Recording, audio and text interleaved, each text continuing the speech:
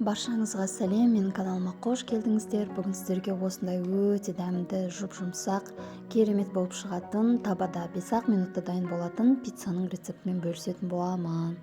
Ең алдымен осылай қамырын дайындап аламыз. Осылай 2 ас қасық қаймақты қосамыз ыдысымызға. Оның үстінен 2 ас қасық майонезімізді қосып аламыз.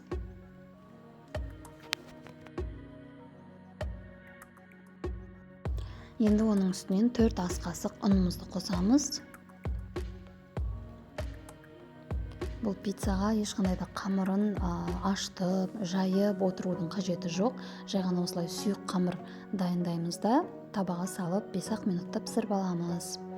Осылай араластырып аламыз. Және ең соңында жұмыртқаны қосып аламыз. Енді бір келкі масса болғанша барлығын жақсылап араластырамыз.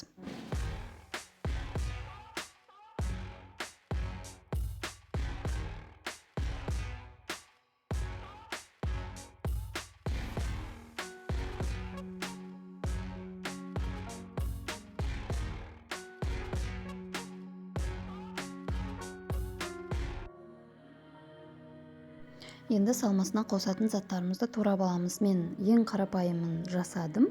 Салмасына помидор, колбаса және де үстіне сыр қостым. Осылай помидорды қалаған формада кесіп аламыз. Одан соң колбасаны кесеміз. Колбасаны да қалаған өзіңізге ұнайтын түрін ала бересіздер. Немесе сосиска қоссаңыздар болады. Бұны да жіңішкелеп кесіп алдым. Енді сырымызды осылай үккіштен өткізіп аламыз. Сырды негізінен арнайы для пиццы деген сырды алғандарыңыз дұрыс. Жақсы, әдемі еріп, пиццаларыңыз дәмді болады. Бір шетке ала тұрамыз салмасын заттарын. Енді табамызды орташа отта қыздырамыз. Ең алдымен май құямыз. Майымызды осылай табаның барлық жеріне жағып шығамыз. Барлық жеріне жағып алдық. Енді жаңағы қамырымызды салып аламыз.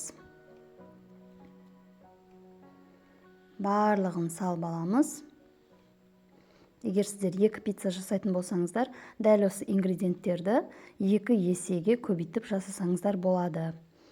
Ингредиенттердің барлығын описаниеге қалдырып кетемін. Енді осыны қасықпен бір келкі етіп, домалақтап, әдемілеп жайып шығамыз. Астын енді жай қойып қоямыз. Содан соң бетіне осылай кетчуп жағамыз.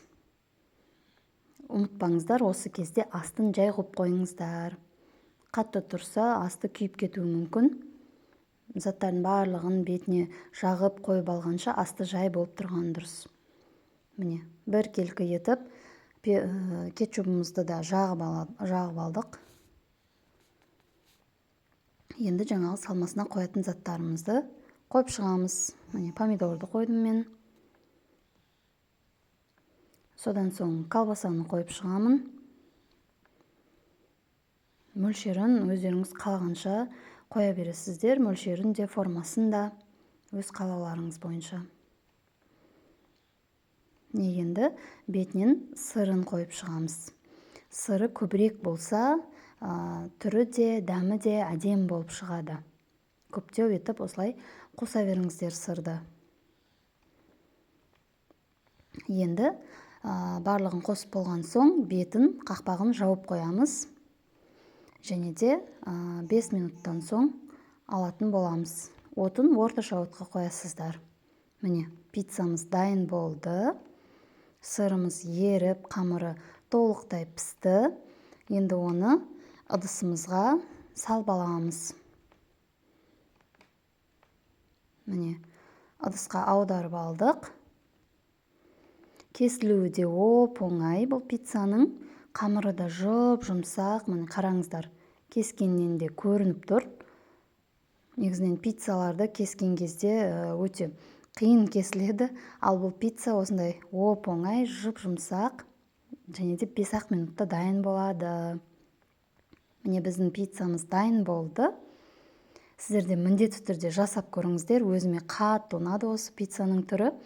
Әрі таңғы асқа тез дайын болатын пиццалардың бірі. Егер сіздерге рецепт ұнаған болса, видеоға лайк басып, менің каналыма тіркеліп қойыңыздар.